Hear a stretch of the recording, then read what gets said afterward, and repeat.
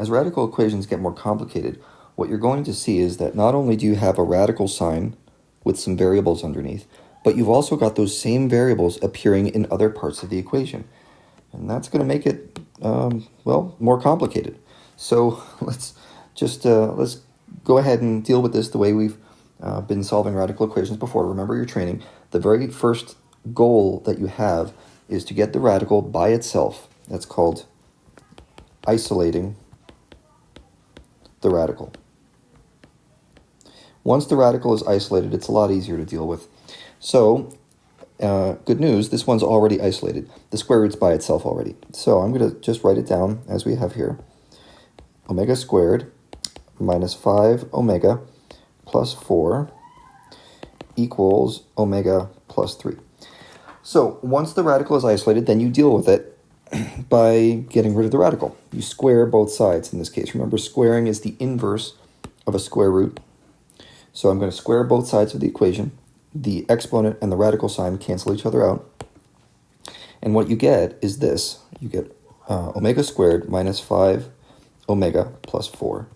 And over here, this is going to be a little more complicated because we have to FOIL this thing. Give me some more space here. That's going to be equal to, and I'll go through this in steps.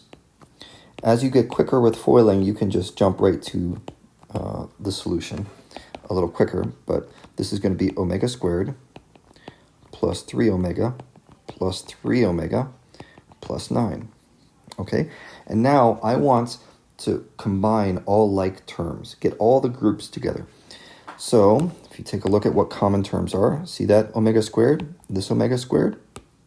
If I subtract an omega squared from each side, look what I get. Negative 5 omega plus 4 equals, well, these two combine together to make 6 omega plus 9. So I've combined the omega terms. I've subtracted an omega squared term from each side. And now I can do some more work combining like terms. I'm going to, let's add 5 omega to each side. Okay, that's going to give me, and you know what, I'll subtract, as long as we're doing this, I'm going to subtract 9 from each side. So on the left, I get no omegas left, and I have a negative 5. On the right, I have 11 omega and no numbers. So negative 5 equals 11 omega. This is quick to solve. Negative 5 over 11 equals omega. Okay, the important step, as always, isolate the radical.